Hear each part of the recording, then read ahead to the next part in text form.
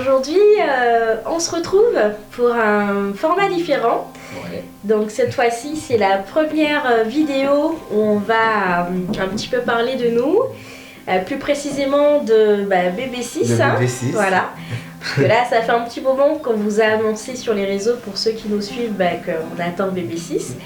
Mais on n'est pas vraiment revenu sur comment on l'a su, qu'est-ce qui s'est passé. Au tout début. Voilà, nos émotions. Comment on a appris que tu étais enceinte.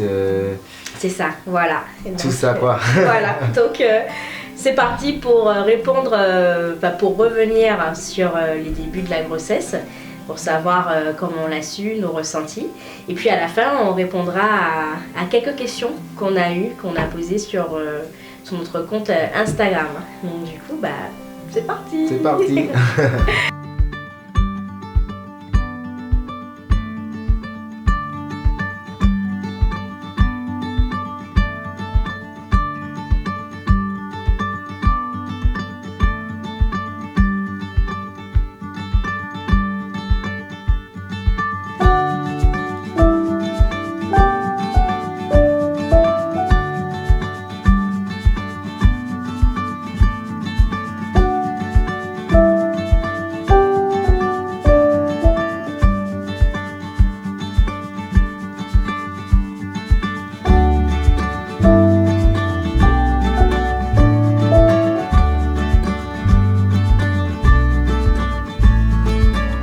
Comment on a su pour la grossesse?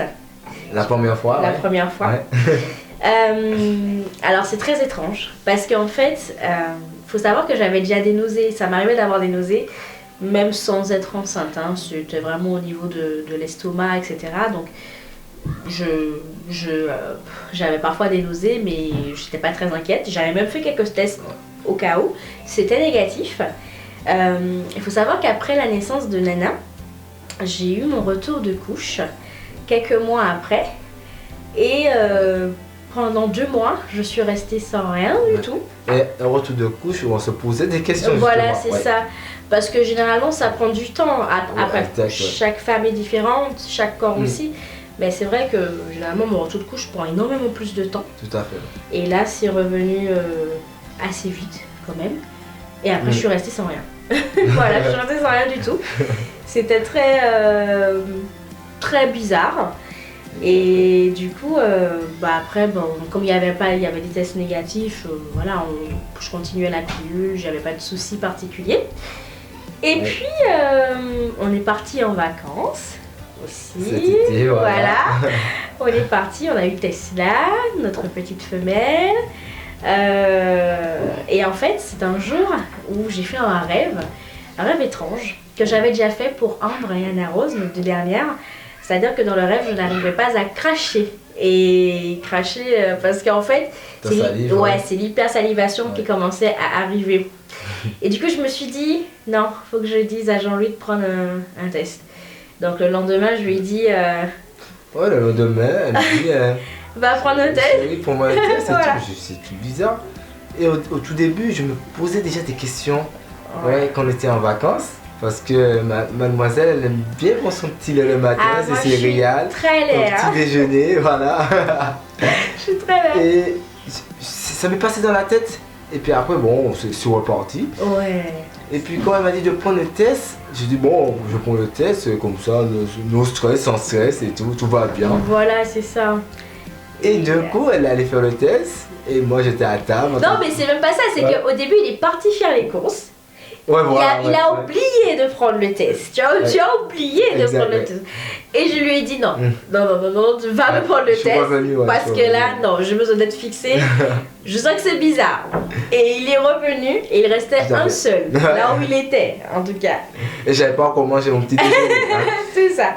Et après, en prenant le petit déjeuner, Noémie allait faire le test. Ouais, elle en était en bas dans les toilettes. Et puis, elle revient, elle me dit Jean-Louis, je suis enceinte. Je dis arrête de rigoler, comme tout le temps on rigole et tout. Non, je rigole pas, sérieusement. Ah, j'étais pas bien. Quand j'ai vu son visage, je me suis dit c'est vrai, elle ment pas. Il avait la tartine, il avait le couteau et la tartine dans ses mains comme ça. Et il me regarde. Et moi j'ai le test dans mes mains, mais j'ai dit non mais je suis enceinte là. Et je lui ai dit, ah non mais j'ai pas envie de faire une IVG, ah non mais j'ai pas envie de garder. Tu m'as coupé l'appétit. Ah j'étais... Elle m'a coupé l'appétit, direct. Ouais, j'étais pas bien. Et puis après, franchement, on était dans nos pensées, on réfléchissait beaucoup. On n'a pas perdu de temps tout de suite, c'est-à-dire que j'ai appris parce qu'on savait pas de combien de temps, on s'est dit mais waouh, je suis restée sans règles, pourtant pendant les mois où je suis restée sans règles, j'ai fait quelques tests, c'était négatif. Mais bon, parfois je sais qu'il y a des faux négatifs même si c'est rare, donc du coup tout de suite, prise de sang pour savoir un peu où on est. Parce qu'on a su ça, c'était un samedi matin, donc on a passé le week-end comme ça, stressé, beaucoup de questionnements. Et à se demander depuis quand, surtout ça. Tout on à a fait, eu très peur. Et quand on a fait la prise de sang, qu'on a eu les résultats, on a eu un taux de bêta énorme. Ouais, énorme. Et très élevé. On s'est dit, mais oh là là, mais de combien de mois j'ai ou... On s'est même demandé s'il n'y avait pas de jumeaux aussi, parce que il y a des jumeaux dans la famille de Jean-Louis. Et le taux était quand même assez élevé, même la sage-femme nous l'a dit, c'était très élevé quand même. Donc du coup, sur le test aussi, le test que tu as fait, c'était... tout de suite, ça c'est... On voyait les barres, mais les barres, c'était foncé, mais très foncé. C'est la première fois que je voyais les barres foncées comme ça. Bon, moi j'avais déjà vu, mais là c'est vrai que c'était très foncé tout de suite. Et du coup, c'est vrai que c'était pas le questionnement. On s'est posé beaucoup de questions. Et lui, par contre, tout de suite, tu as oublié ce que tu m'as dit. En fait, non. Au début, il était dans ses pensées, etc. Et puis, je crois que c'est dans la journée ou un peu dans la soirée. J'étais dans mes pensées, mais je réfléchissais au passé. À tout ce qui passait, le lait, les petits détails, pendant les vacances et tout. Et je me suis dit non, ça doit être le garçon, c'est Noémie, quand elle est enceinte, elle prend toujours... Généralement je le sais, généralement, tu sais plus tôt, et tu prends ton petit déjeuner normalement, mais là c'est... le lait, le lait passe bien. Le lait ne passait plus, je voulais plus de lait. Elle voulait que du salé. Ouais, c'est ça. Alors je sais que parfois ça diffère, hein, mais... En tout cas pour moi, c'est vrai, hein, les mythes qu'on dit, salé pour les garçons, sucré pour les filles. Pour nous c'est vrai, parce que franchement le matin je voulais vraiment plus de lait. Et en plus ça m'embêtait beaucoup parce que je me disais mais pourquoi j'ai pas envie de manger ça et du coup je prenais, je sais plus ce que je prenais, mais je prenais du salé en fait et c'était... Et du coup j'ai eu le ressenti, je me suis dit c'est les garçons. Et c'est la première fois. J'ai dit à Noémie, c'est le garçon. Qui sent ça. Et j'avais un pourcentage de doute, entre 70-80% envie de garder l'enfant. Et le reste, on réfléchissait, on faisait un IVG, quelque chose qu'on ne veut pas faire. Ouais, c'est voilà, on peut faire... C'était très compliqué quand même à accepter. Et en fait, je voulais pas faire l'IVG et à la fois je voulais pas le garder. Donc j'étais vraiment dans une position, je me dis, mais de toute façon, tôt ou tard, il faudra prendre une décision, à moins que quelque chose arrive et que j'ai pas besoin de faire quoi que ce soit. Mais c'est vrai que c'était beaucoup de questionnements parce que Nana, elle n'a même pas encore un an. Comme vous le savez, ou peut-être pas, pour ceux qui nous connaissent, on a que des j'ai que des césariennes. Et du coup, vous savez bien que la césarienne, en tout cas, si vous savez pas, c'est une intervention chirurgicale. Ça reste quand même une opération chirurgicale. Et on recommande aux femmes d'attendre au moins un an, 18 mois par rapport à la cicatrice, etc. Mais ça, c'est pas le sujet. Je reviendrai vraiment pour une vidéo spéciale césarienne parce que vous avez été très nombreuses à me poser des questions dessus, étant donné que ce sera ma 6e césarienne et je comprends parfaitement. Mais on reviendra dessus spécialement sur la césar. Et c'est vrai que après notre gynéco nous avait dit, alors je n'avais rien demandé d'ailleurs, il nous avait dit qu'on pouvait avoir un 6e. L'utérus c'était toujours bon, mais que la césarienne aurait eu lieu plus tôt. Sachant qu'il n'a pas pu me faire la ligature déjà quand j'avais eu Nana parce qu'il y avait eu un problème dans mon dossier. Donc là encore, vous allez me dire, c'est pas le hasard. Mais c'était très compliqué, franchement, parce que 5 enfants, mais 6 enfants aussi c'est beaucoup, mais... Mais au moins le gynéco nous a dit qu'on pouvait avoir un dernier. Il nous l'avait dit. Et moi je me disais, c'est le dernier, mais on a une autre fille encore. C'est ça. On a eu Anna. Et je me disais, c'est la dernière cartouche, carrément, voilà. Ça sert pour un garçon. Et que le gynécologue nous avait dit. Ouais, on pouvait faire un autre enfant. On pouvait faire un autre enfant. C'est ça. Et moi, dans mes pensées, je me disais que ce dernier enfant, je pense que ce sera un garçon. Et puis, je sais pas, En fait, pour Nana, ouais. moi j'étais. Enfin, au fond de mon cœur, je sentais que c'était une autre fille, mais j'avais envie d'avoir un petit garçon parce que je me disais, voilà, on va clôturer, c'est bon, on va clôturer. Ouais. On y croyait. On essayait d'y croire, de se dire, allez, que ce sera lui et tout. Et c'est vrai que quand j'ai su qu'Anna était une petite fille, j'ai jamais eu ça. Comme je vous ai dit, comme pour celles qui nous suivent déjà, on n'a jamais eu de fixette sur le sexe de nos enfants. Tout à fait. Pas du tout.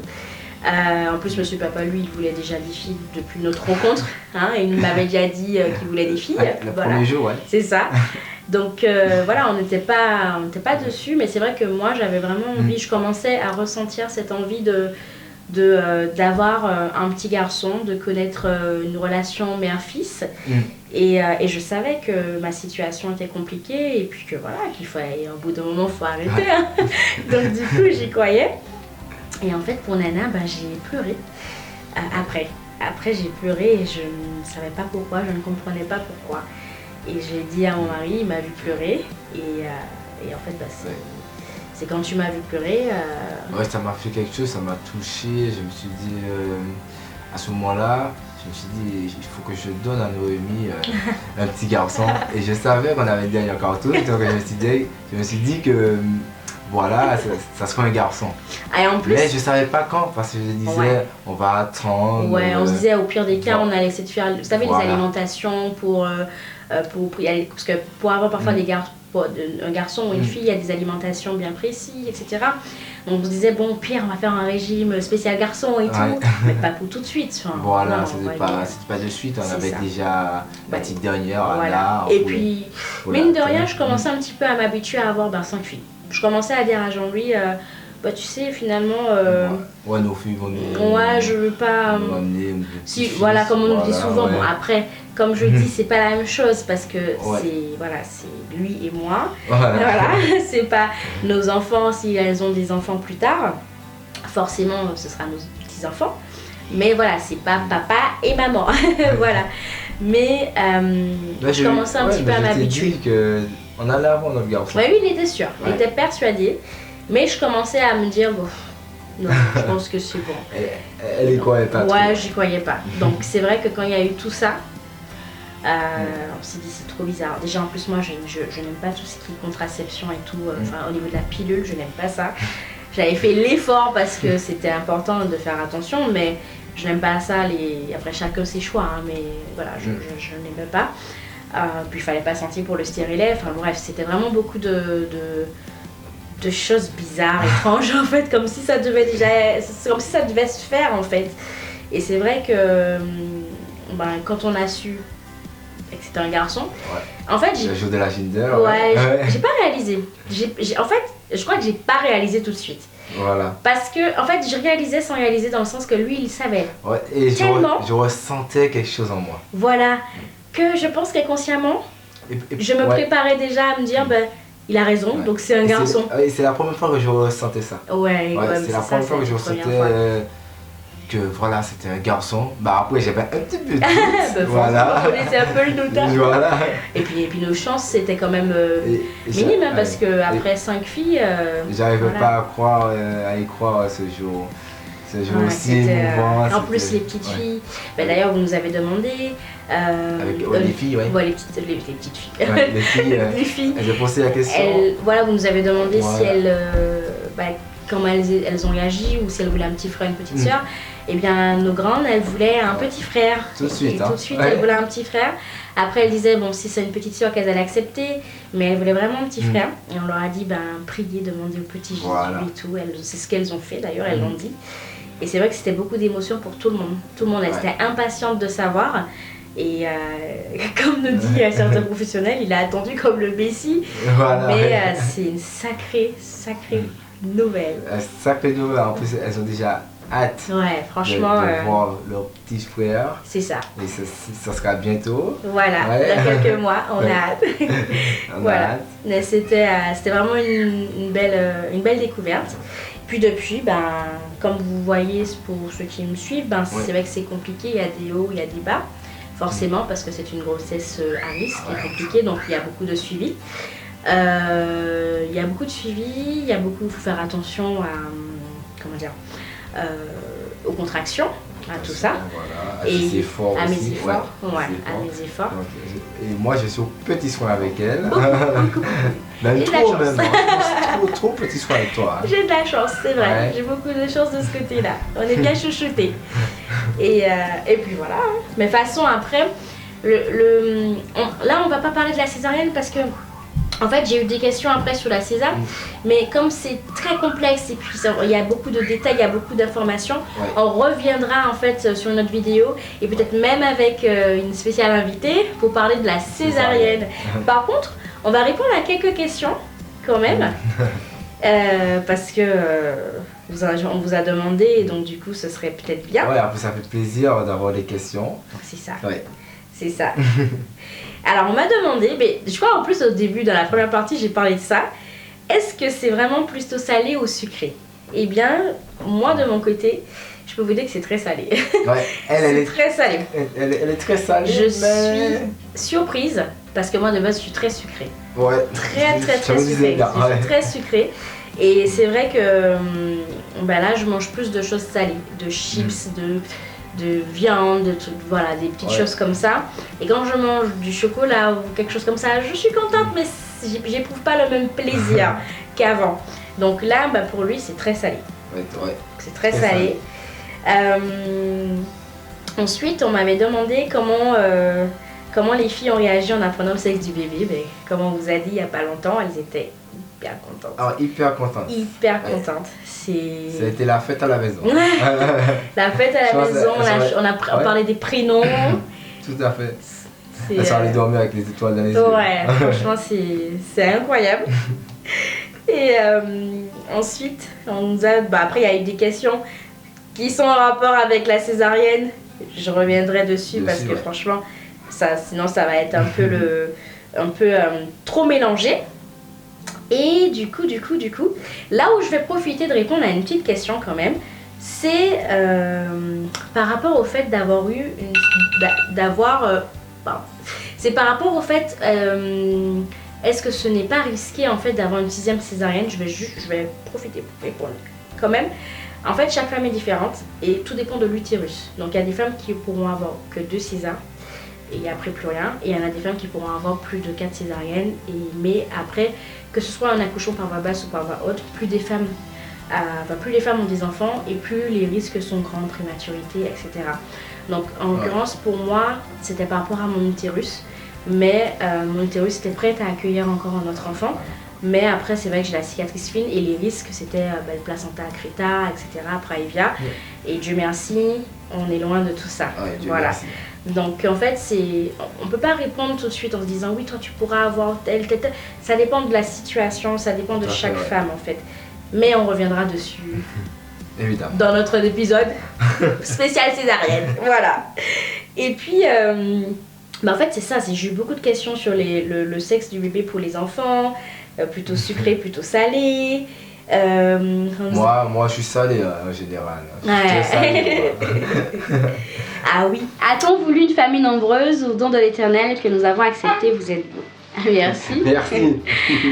Non. Pas du tout. On ne voulait pas de famille nombreuse. Enfin, on ne voulait pas avoir une famille nombreuse. Deux, c'était sûr. Voilà. Ouais, on était déjà parti sur 2. Oui, parce que je voulais pas d'enfant unique, ça c'était sûr, et puis toi aussi. Mais pas plusieurs enfants. Par contre, lui, il est issu d'une famille nombreuse. Moi, je suis issu d'une famille nombreuse et je connais les bons et les mauvais côtés. Ouais, c'est pour ça que nous... C'est pour ça que moi, je voulais pas franchement une famille nombreuse. Mais voilà, c'est pas quelque chose qui me déplaisait, quoi. Ouais. C'est ça. Et puis, je pense aussi que nous, en fait, je pense qu'on a vu la différence. Pour nous, famille nombreuse, on a vu la différence à l'arrivée d'Oli, oui, notre 3e fille. on a tout de suite vu la différence quand on venait une grande famille, quoi. Ouais. C'est ça. Et aussi, en fait, pourquoi on a eu plusieurs enfants? Parce que je pense aussi qu'on est jeune, en fait. Tout à fait, ouais. On a eu notre aîné à 16 et 21 ans. Et je pense qu'en fait, que là, la maturité n'était pas encore là, on ne vivait pas ensemble. J'étais enceinte maternelle, lui, il n'était pas avec moi. Ensuite, quand on a eu notre cadette, on apprenait à vivre ensemble, donc on découvrait. On a emménagé ensemble. Voilà. On découvrait les hauts et les bas. Ouh là là. Voilà, le repas, etc. Je m'en passe. Mais ça, c'est encore une épreuve de fou. Et pour notre troisième fille, justement, on venait d'arriver en métropole. Mais par contre, ce n'était pas la joie. Voilà, c'était pas la joie. C'était un grand changement dans notre vie. C'était un grand changement. C'était un grand départ. Elle est arrivée après notre mariage. Après notre mariage civil aussi. Civil. Donc du coup, on s'est dit qu'on allait quand même la garder. C'est vrai qu'on se demandait que c'était un petit cadeau précieux. Mais après, je prenais pas la contraception non plus. Mais j'avais pas encore eu mon retour de couche. Donc en soi, c'était pas c'était une surprise sans être une surprise, dans le sens qu'on n'avait pas de contraception non plus, mais voilà, qu'on s'y attendait pas pour tout de suite. Et c'est vrai qu'en plus on était chez mon père, donc c'était une situation très compliquée, on venait d'arriver, on connaissait rien du tout, on était perdus, on a beaucoup hésité. Et après, quand on a eu notre quatrième fille, là, on avait envie en fait, parce qu'on était prêts, la situation s'améliorait, on était bien. Là, on a eu envie, voilà. On a eu envie. Et puis Nana aussi, on voulait aussi. Bon, peut-être pas tout de suite, mais on voulait aussi. Je pense que tout était écrit, hein. C'est ça en fait. C'est ça. C'est-à-dire que je pense aussi qu'en fait que c'est le vécu en fait. C'est notre vécu. J'aurais été curieuse de voir si on avait été déjà stable, c'est-à-dire qu'on aménageait déjà ensemble, qu'on avait fait notre premier enfant. Est-ce qu'on aurait eu une famille nombreuse? Exact. C'est ça en fait. Donc c'est ça. Je pense que c'est notre vécu à nous et on était destiné effectivement à avoir une famille nombreuse parce que c'est pas destiné à tout le monde ça aussi. C'est du boulot, voilà. Beaucoup d'amour, mais c'est du boulot. Mais je comptais m'arrêter à 5, hein. C'est ça. On comptait s'arrêter à 5. Mais c'est toi qui disais que oui, Didou, que tu voulais me donner un... Oui, là, il y a les filles avec tout. On fait comme on peut. C'est toi qui as voulu le petit sixième. Bien parce sûr, que tu as vu comment j'étais pour Nana. T'étais pas bien. C'est vrai. Et j'aurais jamais cru. C'était la première fois que ça t'arrivait. Moi, ça m'a pas trop touché avec mes filles, ça va. Mais après, j'ai pris conscience, non, il fallait faire le boulot pour donner la en tout cas, c'est réussi. En surprise, en beauté. En plus, quand j'ai pris le temps de prendre une contraception quand même aussi. Bref, c'est que ça devait arriver. Oui. Exact. En plus, j'ai tout ressenti. Et je pense qu'avec la grâce de Dieu, c'est arrivé deux coups comme ça sous le monde.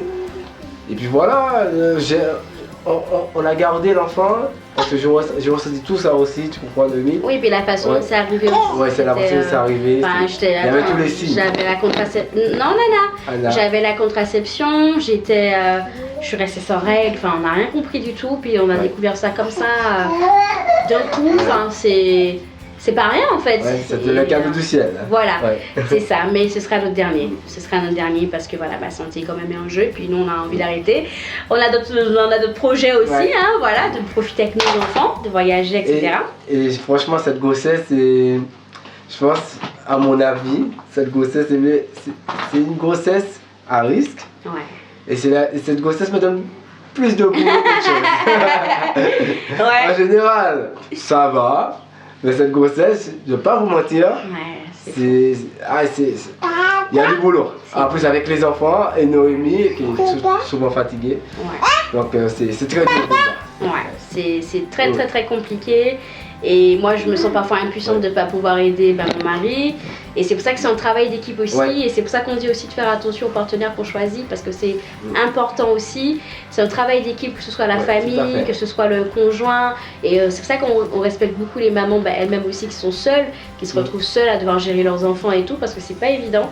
Et dans ces moments-là, je me dis que les amis au moins qui peuvent aider ces mamans, ces personnes, vous êtes précieux. Soyez consciente qu'en fait que vous êtes soyez conscient pardon, que vous êtes précieux en fait pour la maman qui elle seule n'a pas de conjoint ou n'a plus de conjoint ou autre.